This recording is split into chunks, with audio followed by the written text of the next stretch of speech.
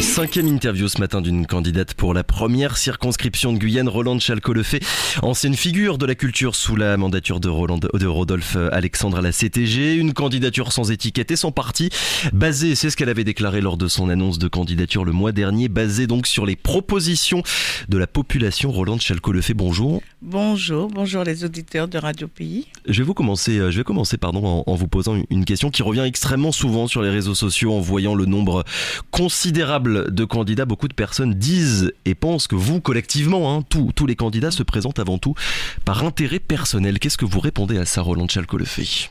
Bon, ils peuvent penser cela. Il y a toujours moyen. Donc moi, avant de me lancer dans cette aventure politique, je vous dirais que je n'ai pas regardé le salaire d'un député.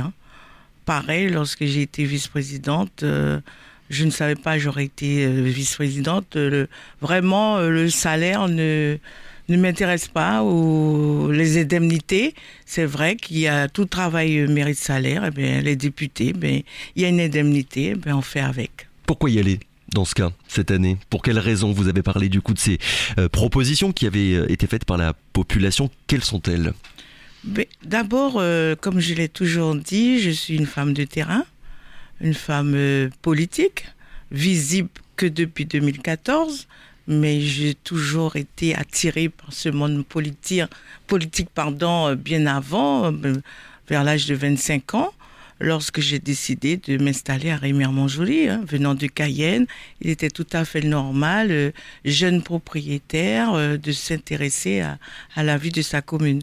Et ensuite, les choses ont fait que je sois élue à la majorité de Remiremont-Joly en tant que conseillère municipale, chef de la majorité à cette époque, et ensuite être à la CTG, vice-présidente. Quoi de plus normal de continuer dans la lancée, puisqu'en étant à l'intérieur de la politique, on voit quand même qu'il y a des lois qui empêchent que la Guyane avance. Est-ce que votre votre choix plutôt de vous lancer dans cette campagne, Rolande Chalco-Lefebvre, il est similaire à celui qu'on a pu entendre hier matin avec Christophe Madère? Je résume, tout se passe, avait-il dit, au niveau national. Si on veut changer les choses, il faut un mandat national, un mandat local ne suffit pas. Est-ce que ça fait partie aussi des raisons qui vous ont poussé à vouloir vous présenter pour ces législatives? Mais bien entendu, puisque la société est régie par des lois. Donc l'Assemblée nationale qui compose 577 députés, qui représentent la nation entière, est vraiment là pour pouvoir aider les personnes qui sont en fonction pour dénouer des choses qu'on ne peut pas faire sans passer par les lois. Donc c'est tout à fait normal de se dire, effectivement, nous étions à l'intérieur de ce processus politique. Aujourd'hui, il faut aller plus loin. Et plus que la Guyane, dans l'état où elle se trouve, c'est souvent des problèmes législatifs. À quoi ça sert un député, une députée, Rolande Chalco-Lefebvre? Ou plutôt, quel genre de député aimeriez-vous être si vous êtes élu? En fait, je serai une députée comme je le suis aujourd'hui, parce que, effectivement, je suis quelqu'un de terrain, quelqu'un facile à aborder. C'est vrai, certaines pensent que je suis un petit peu en retrait. Non, je suis quelqu'un qui sera toujours sur le terrain, puisque je suis plus en fonction, mais je suis encore sur le terrain. Et puis quelqu'un qui est vraiment au fait des choses avec la population. Je ne vais pas arrêter la façon dont je suis parce que je serai député. Bien au contraire, il faut rester en contact de cette population continuellement, et puis ensuite avoir l'aide du suppléant qui sera plus souvent peut-être en Guyane que moi, puisqu'il faut savoir que les députés sont plus souvent à l'Assemblée nationale que dans leur circonscription, ce qui n'est pas le cas pour les députés qui sont à Paris, puisqu'ils peuvent retourner dans leur circonscription, tandis que nous, en tant que députés, il faut penser à 8000 kilomètres.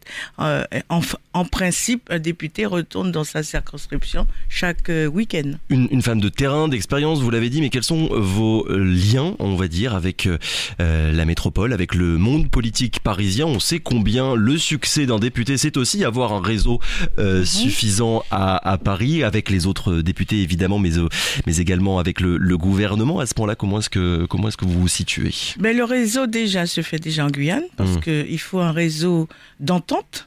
Donc, pour ma part, je n'ai pas d'animosité ni de problème avec les élus locaux et les associations, les fédérations, les socioprofessionnels en Guyane. Donc, le réseau Guyane est très important pour pouvoir rentrer et discuter.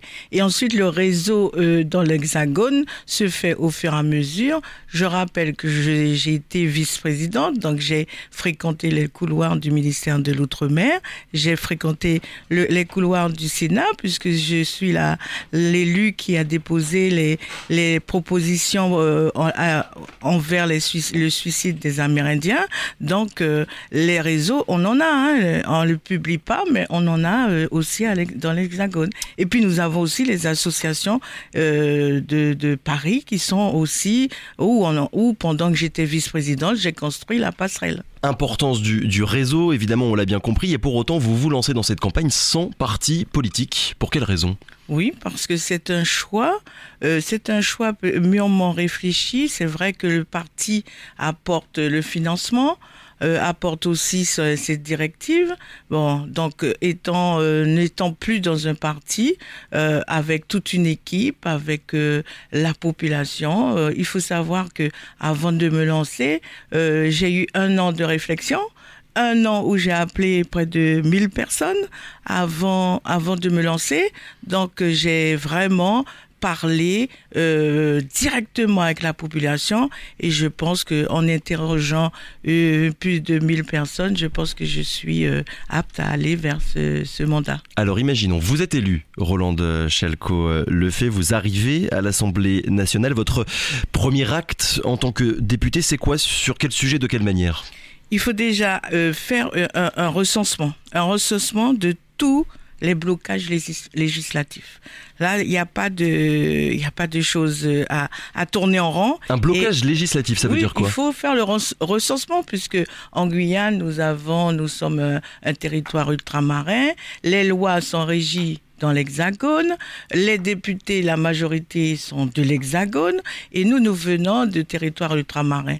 Maintenant, il faut savoir, est-ce que les lois qui existent sont adaptées au territoire de la Guyane ? Donc recenser toutes les lois qui concernent la Guyane. Il faudra recenser tout dans les secteurs, par exemple l'orpaillage, qu'est-ce qui manque, par exemple dans différents secteurs, qu'est-ce qui bloque. Donc il faut un recensement législatif, puisque c'est le rôle du député et réglementaire.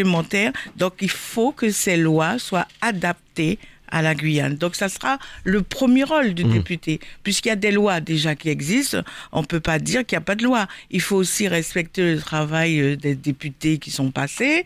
Donc il faudrait voir qu'est-ce qui bloque pour que la situation de la Guyane puisse s'améliorer. Donc regardez ce qui bloque pour ensuite faire vos propositions. Et ensuite faire le recensement. Là, ça sera un second travail qui devra débuter afin d'identifier l'origine des blocages et de voir si c'est possible d'apporter une solution par une adaptation de normes législatives et réglementaires dans le cadre posé par la Constitution. C'est quoi d'ailleurs le regard que vous portez, Rolande Chalco-Lefait, sur l'action des 2 derniers députés de Guyane, Lénaïck Adam et anciennement Gabriel Serville ? Bon, ils ont le mérite d'avoir été députés, ce que je ne suis pas encore. Oui. Donc, ils ont réussi à convaincre la population.